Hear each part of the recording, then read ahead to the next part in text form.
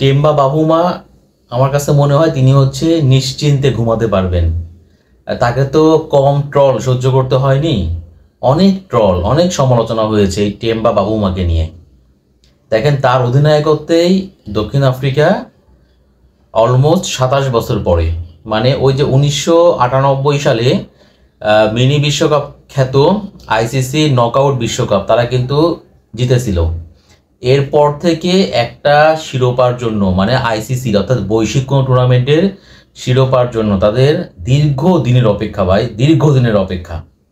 সবচেয়ে বড় ব্যাপার ছিল তারা চাপ নিতে পারতো না, ওই নকআউট পর্বে গেলে পারে ভেঙে পড়তো। দেখবেন যে দক্ষিণ আফ্রিকা সবসময় ভালো খেলে, কিন্তু এই আইসিসি যে ইভেন্টগুলো নকআউট পর্ব, ওই নকআউট পর্বে গিয়ে তারা আর ম্যাচ জিততে পারে না। এই 24 টি-20 বিশ্বকাপটা আপনারা দেখেন, এখানেও কিন্তু ভারতের কাছে তারা হারলো, তাইলে পারে 24 টি-20 বিশ্বকাপটা দক্ষিণ আফ্রিকা জিততে পারতো।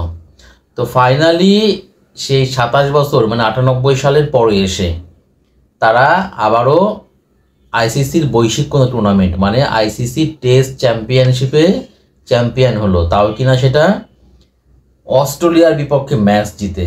এবং খেলাটা হয়েছে ক্রিকেটের তীর্থভূমি খ্যাত লর্ডসে। একটা কথা আছে না যে, দেখেন, অপেক্ষার ফল কিন্তু সুমিষ্ট হয়। এই যে দক্ষিণ আফ্রিকা মানে এই টেস্ট চ্যাম্পিয়নশিপের যে ফাইনালটা, এখানেও তো অস্ট্রেলিয়া ফেভারিট ছিল। এবং আপনি যখন অস্ট্রেলিয়ার মতো চ্যাম্পিয়ন টিমের বিপক্ষে আপনি চ্যাম্পিয়ন হবেন, তার মানে এইটার যে গৌরব কৃতিত্ব, এটা কিন্তু তাৎপর্য, এটা কিন্তু অন্যরকম একটা তাৎপর্য, ভাই। ধরেন এখানে যদি আজকে অস্ট্রেলিয়া না থাকে, অন্য কোনো দল ফাইনাল খেলতো, তাইলে পারে আপনি বলতেই পারতেন যে হয়তো সাউথ আফ্রিকা চ্যাম্পিয়ন হবে। কিন্তু আমরা সবসময় জানি এইসব শিরোপা নির্ধারণী ম্যাচগুলোতে অস্ট্রেলিয়া কতটা ভয়ঙ্কর দল, এটা আমরা সবাই জানি আমরা। তো তারা কিন্তু এই লর্ডসে ক্রিকেটের তীর্থভূমিতে এসে চোকার্স, সেই অপবাদটা কিন্তু ঘুচিয়ে ফেললো দক্ষিণ আফ্রিকা। এখন তাদেরকে আপনি চোকার বলতে পারবেন না, কারণ তারা অস্ট্রেলিয়া, ক্রিকেটের মাইটি অস্ট্রেলিয়া, তাদেরকে হারিয়ে 5 উইকেটে হারিয়ে এই ওয়ার্ল্ড টেস্ট চ্যাম্পিয়নশিপের ফাইনালে। প্রথমে বললাম না যে আজকে হয়তো বা বাবুমা খুবই নিশ্চিন্তে ঘুমাতে পারবে, নিশ্চিন্তে ঘুমাবেন। তো এই একটা ট্রফি সাউথ আফ্রিকার জন্য খুব বেশি দরকার ছিল, খুবই দরকার ছিল একটা ট্রফি। তো এই লর্ডস টেস্টের তৃতীয় দিনে মোটামুটি টার্গেট ছিল কত, 282। তো তৃতীয় দিন শেষেই কিন্তু সাউথ আফ্রিকা জয়ের সুবাস পাচ্ছিল। এবং দেখেন, এই টেস্ট জয়ে টেম্বা বাবুমারও কিন্তু অবদান আছে।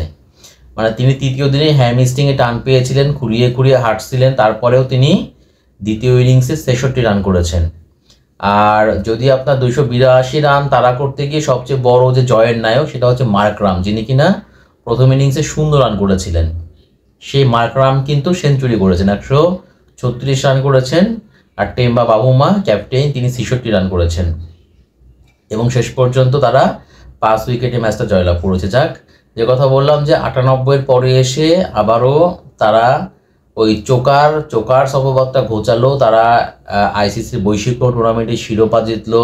এবং এখন আর ওই টেম্বা বাবুমা, তাকে নিয়েও ট্রল করার কোনো সুযোগ নাই।